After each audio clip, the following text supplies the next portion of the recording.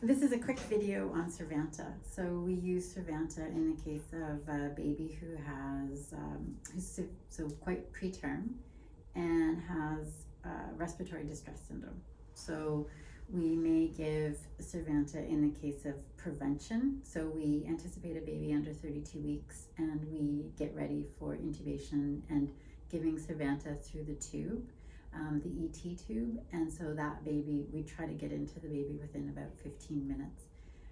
More commonly, though even it's very rare that we would be giving this medication, but the one that we would probably be doing is called rescue, and so it's a treatment for respiratory distress syndrome. So the baby's born, having trouble breathing, we're doing everything, the baby's intubated, we may give Survanta, not as in that initial period, but further along in the resuscitation.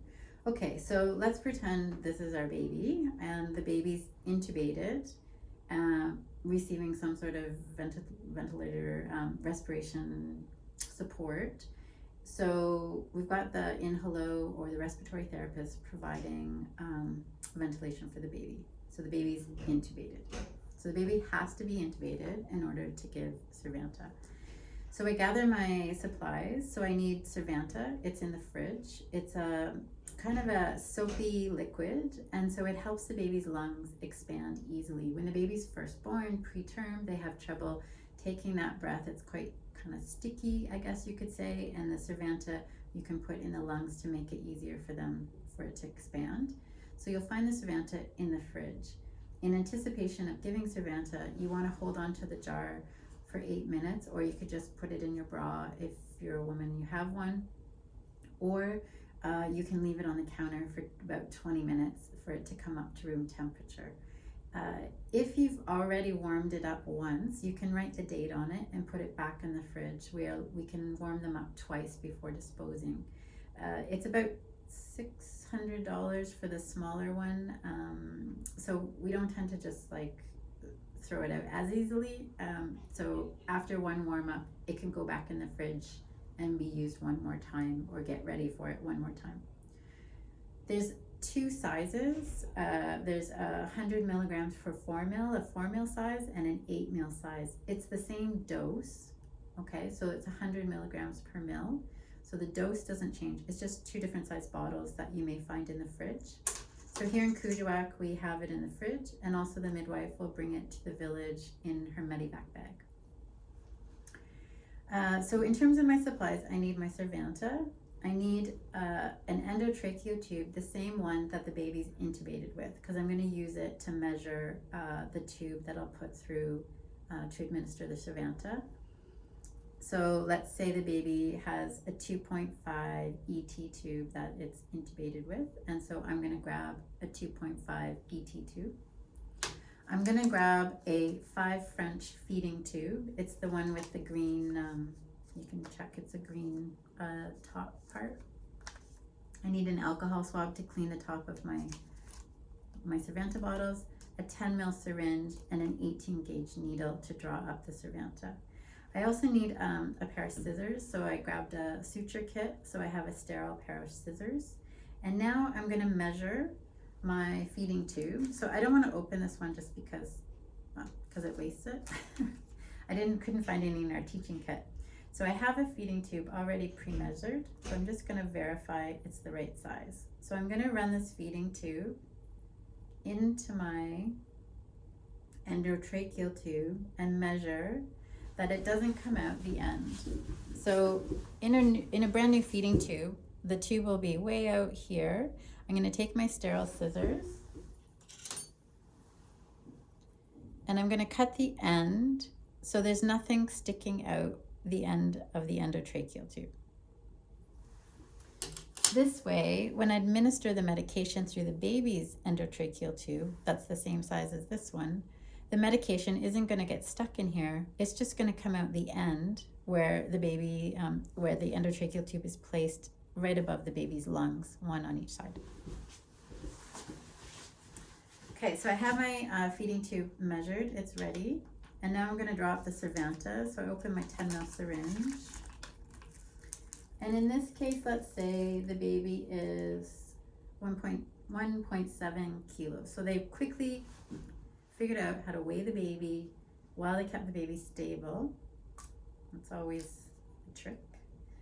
I'm gonna open my Survanta, clean the top, and I'm gonna draw up, I have a list I'll show you, but I'm gonna draw up the dose that's needed for a 1.75 kilo baby.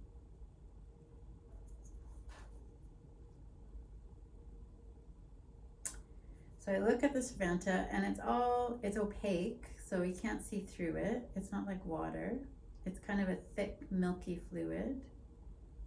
And there's no little chunks in it, so nothing's settled. It hasn't hardened. It's still in good shape. So this particular jar is expired, so we use it for teaching. So I'm just trying to draw up the contents of the whole jar, or the whole vial.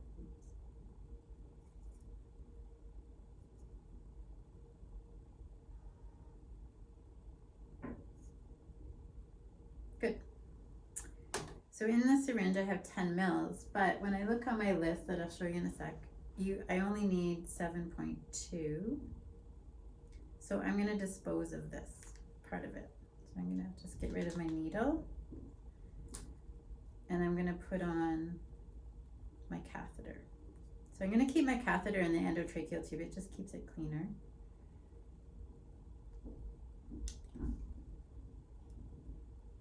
So now I've got my catheter, my medication, my catheter, and I just wanna measure 7.2 mils.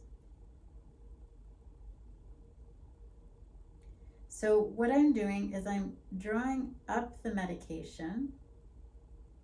I'm drawing up all of the medication in the vial, and I'm pushing out what I don't need. So that means that this 7.2 it's going to include the amount that's in the catheter, because I'm going to leave over medication in the catheter. Once I put it into the baby, there's going to be some still in the catheter. So if by doing it this way, it includes the amount that I need to subtract from the catheter. So now the group is resuscitating the baby, and I say I have the Survanta ready just let me know when you're ready. So what you do is you stop the resuscitation for 3 seconds, and I'm gonna inject 1/4 of the dose. And then they're going to go back to ventilating the baby for 30 seconds. And then I'm gonna go back and give 1/4 of the dose, and so on. So we're gonna do that 4 times. The literature from the manufacturer says you're supposed to tilt the baby. Let me just put this down for a sec. The manufacturer says you're supposed to tilt the baby onto one side with the head lower for the first dose, onto the other side with the head lower for the second dose, just 10 degrees, onto the third side with the head tilted up, and onto the fourth way with the head tilted up. But since the manufacturers come out with these regulations or guidelines, our NRP guidelines tell us not to ever put the baby's head lower than the body in a very preterm baby. So other literature I've read from Up to Date says to just tilt the baby to one side, and then as we're giving the medication, bring the baby back to neutral, continue ventilating for 30 seconds, stop ventilating, administer the second half, and tilt the baby to the other side. In 3 seconds, do that, and then bring the baby back to neutral, go back to ventilating the baby, okay? So when it's not urgent and you have a chance to talk to the neonatologist in Montreal, like ask that question, like how should we administer the medication? So the dose is measured per kilo, and so we have the guide written out here. So this is our kit that we use for Medivac, and so here's the weight of the baby and the dose that we're supposed to give in milliliters. And this is sort of a little reminder on how to measure your feeding tube for your endotracheal tube. And let me think if there's anything else to add. I think that's all. So if there's time, you can always just recheck with the neonatologist regarding dose or regarding this thing around positioning, but otherwise warming up the bottle, measuring your ET tube, drawing up the whole bottle, so the whole vial, you draw that up into the syringe, and then push out what you don't want until you get to the line of 7.2. Then you know you have the correct dose for your 1.75 kilo baby that you looked at on the chart.